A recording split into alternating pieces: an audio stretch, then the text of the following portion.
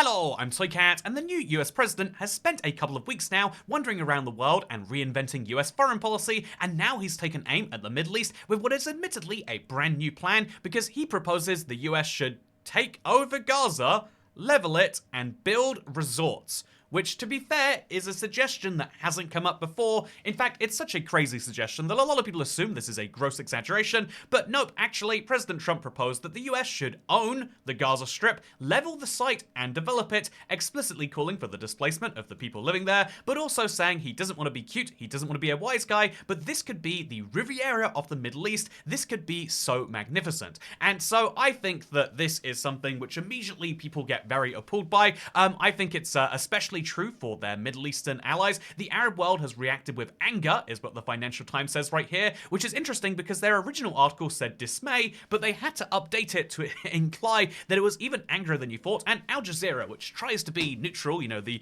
Middle Eastern BBC, describes this as Trump's takeover and ethnic cleansing plan for Gaza, saying it's a recipe for generating chaos and that this will not be allowed. And so I think that if you see something like this happen, you have to raise the question of why would someone say it? I think there's the obvious politics answer. If you say something wacky, it gets you media attention. But as the US president, why would you propose something so drastic? I think it's worth at least diving into that and hopefully understanding the worldview where anyone agrees with this today, because it goes without saying that most people do not. I think Al Jazeera here starts by saying Hamas doesn't like this. Wow, what a surprise. Obviously, the PLO also doesn't like it, and the Palestinian Authority say that, yeah, these calls respect a serious violation of international law. But what's interesting is even the Middle Eastern allies of the US, such as Saudi Arabia, say that this is not negotiable, this is not happening. Indeed, if we look deeper, you can see Russia, China, Turkey, France, the UK, Brazil, Australia, every single country in the world that has any international play in the world is saying, yeah, this makes no sense. What are you saying you can do here? These lands obviously belong to the Palestinian people who currently live there, and so I think it goes without saying that if the whole world disagrees with it, in fact, it's not just the whole world, it's certain people in the US, but obviously people from the Democratic Party, maybe you might say they would disagree, but what about people from Trump's own party? Senator Lindsey Graham and Tom Tillis say, yeah, this is not something that it's a little bit of a problematic idea, and that maybe, the people that he represents are not excited about it, and the US would have to see what our Arab friends say about that. Politely saying, yeah, that's a bit of a crazy idea, and so ultimately it's something that I think, you might argue like, oh look, here is Mr. Netanyahu looking at him saying it, probably being just as confused as everyone else, but it is an interesting way of kind of clarifying what Trump believes about the world. If you follow the common thread between this and Greenland, making Canada a state, and indeed the Panama Canal situation, it's basically this idea that America is spending so much money dealing with the world, trying to put the world in its preferred state, and if it's going to do that, it wants to make sure it benefits. In a way, the absurd headline is basically following this exact same trend of saying, yeah, well, if we're going to spend so much money, making sure that Greenland is defended because we think that's important, then we think we should own Greenland. If we're going to spend money making sure the Panama Canal gets its shipping fees, then we want to make sure that we own it. In other words, shifting from an idea of saying, oh yeah, that soft power is important, to saying, no, hard power. If we're going to be sending so much money to Israel, which is a US foreign policy goal that's been going on forever, if we are going to be sending so much money over there, then why is it that when they achieve their big goals of eventually having a two-state solution, that they're going to be the ones in charge of it? No. This should be the US instead, which is basically, you could say that's like being a parody, but also being the most powerful figure in the world is not something that really works too well, and is why all of this appallment comes out. Because even though most people know this probably won't happen, the fact that you can suggest it is pretty wild. That's my best understanding of what is actually going down here. Is basically the US saying, look, we are spending all this money, so why don't we get things from it? What could we possibly get from all these billions we're spending in the Middle East? Well, as a real estate developer, apparently his first idea is to level the site and to turn it into a resort, which is absurd. But also, if we take a second to think about the two solutions to the... I think... For a brief overview, as you might know, this is a piece of land that at one point was known as Palestine. So there are two basic solutions to the problem, the one-state solution and the two-state solution. The one-state solution, if you're super pro-Palestine, and maybe some people of Hamas are like, yeah, actually, this all used to be Palestine, including what is, what's shown here is Transjordan. I believe they're just known as Jordan now.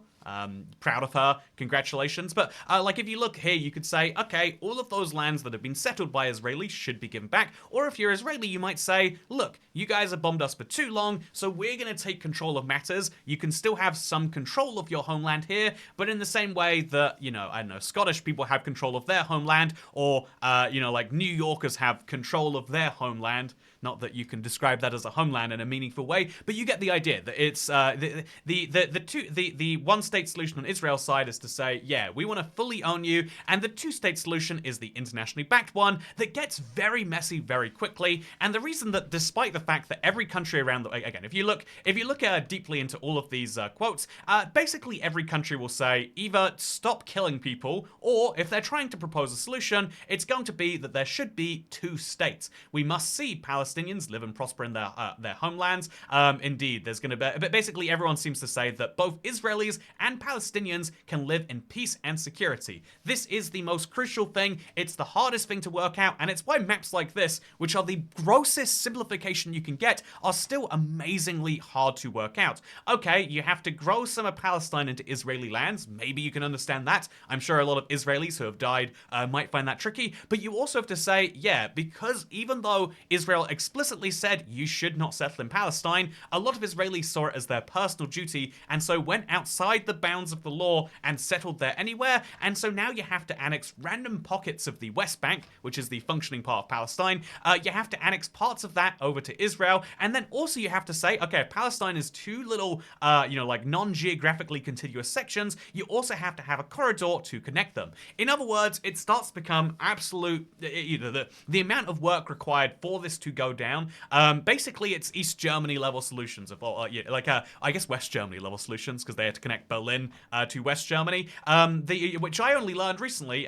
They had a highway that went from Berlin to the west, and you weren't allowed to take any of the exits on the highway besides the one for West Berlin. It's wild the levels of things you have to do with non-geographically contiguous territory. Add in the fact that both sides feel like the other ones are cheating them out of huge amounts of their land, and the two-state solution is one that is universally agreed as the only way that people can ever live in peace, but also both very expensive and also very hard to actually get both sides to agree to. And so what happens in the meantime? I think, to put it mildly, war. I think in the meantime, a lot of people are dying. I think Here's a really interesting stat that really puts in perspective how bad what's currently happening is. The debris that has been produced from the current conflict during 2024 is 50 million tons. That's more than all of the conflict since 2008, and it's 17 times more than all of it, in fact. It is a ridiculous amount of conflict that has been going on, a ridiculous amount of people that have been displaced and killed, and so as a result of that, stopping the war is important,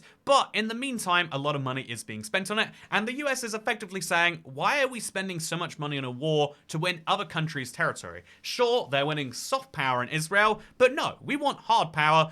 If we're going to be spending so much money on making this work, here's my idea for it. And again, I guess this is the real estate thing coming through, because what would you do if there was an area of New York City that was real rough and that like it's clearly prime real estate and it's going to cost a lot of money to fix? Well, you would say, okay, let's move everyone out of there, except actually that would be controversial when you talk about a neighborhood, but you're not just talking about a neighborhood here, you're talking about a land that people have called home for a very long time. And so yeah, this is why it is obviously going to I think to put it simply, it is a dangerous idea to suggest, and the only way that you can defend it is to say that maybe you need to have dangerous ideas. Maybe the only way to break the gridlock is to remind everyone, look, if this isn't solved soon, we're going to come in here and do some crazy thing, which is more or less the way you can... The only defense I've seen for the tariff situation is basically saying, yeah, threatening to destroy, or rather to greatly harm other people is one of the best ways to get them huddled around and actually working on a solution. Is Trump coming out and saying that he's going to build resorts a great way to get peace? I can't say that it is. You have to watch the situation and see for sure. But yeah, also I think it also goes without saying that like the view of the world that you can just take a piece of territory is very old hat. But also, like in the 18th century, it was all the rage, and that's why there's 3 extra continents in the world besides Europe, which are largely made up of Europeans. It was just chill to go and send your people to go and live in the lands that hadn't yet been claimed under a European system. But nowadays, sovereignty is being claimed over basically every inch of the Earth. Barring Antarctica, sort of question mark, and also barring the very weird strips of land, such as the Bertual and stuff like that. But like basically every piece of land has been claimed, and if you are saying that you're going to move people out of their land, that is called under the best terms possible. Let's use the nice word. Under the best terms, it is displacement. And under the worst times, it is called genocide. I think that moving people out of their homeland, calling that genocide, is kind of watering down the word, but it is a very serious thing to do. When you make people lose their homeland, you make them lose a huge part of who they are, and so is the Gaza Strip going to become the Mediterranean of the Middle East? No, I mean, you could argue there sort of already is that, both I think Jordan has a lot of resorts along this little stretch of the Dead Sea here, but also so does Israel. There's a lot of people who go up to Haifa. But the fact of the matter here is like, no, I don't think that is an overwhelmingly likely solution, but I think I also have to, as someone who is a big believer in the idea of devil's advocate, say, okay then, if you look at US states by GDP and you look at the most recent annexation of a foreign power that probably didn't want it in the grand scheme of things, if you look at Hawaii over here, Hawaii is better off as an American state than some American states. This is 2018 GDP per capita, but if you look at even the worst off states of Mississippi and West Virginia over here, and apparently Arkansas, but even the worst off states in America are still much better than the average country in the world. I mean, here's a map of Asia. You can see basically countries that are allied with the US did substantially better than ones that weren't. This is 1990. If we fast forward to today, you can see the gap has narrowed. But yeah, is this a sign that US hegemony is ending? Or is this a sign that actually they're trying to do the reverse and they're trying to get the empire going again? Rather than having all this soft power that people don't always explicitly acknowledge, what if America went on a little bit of a colonizing streak? And the answer is it would probably not end well. I think, if there wasn't the claim that they would have to get rid of the people that are there, like flatten the land, etc., it actually might not be the worst solution of like, okay, there's a problem that Israel doesn't believe that Palestine can be fully sovereign because otherwise they'll just attack them, as they've been doing. What if the land was controlled by the US? It's a 2-state solution where one of the states is the United States. Okay, that's just, I mean, if there's anyone who's good at having states, you'd figure it'd be them. But you get the idea. This is an idea which has like the tiniest bits of bones, which is why you're going to see some people defend it. But if you get to the point where even the president who's running the country has his party saying, why did you say that? You can kind of get the idea that this is more or less an idea which is just intended to start a discussion. And this discussion has led to this video. Is this a good discussion? I guess that's something you have to have your own feelings on. But for now, yeah, I guess there's an interesting reminder that being friends of the US still is good on a soft power level, but it is getting less good. The gap between countries which are friendly with the US and gap between those who aren't is dramatically, as you can see right here, shrinking, with China and China, Russia, Kazakhstan, greatly catching up to the rest of the world.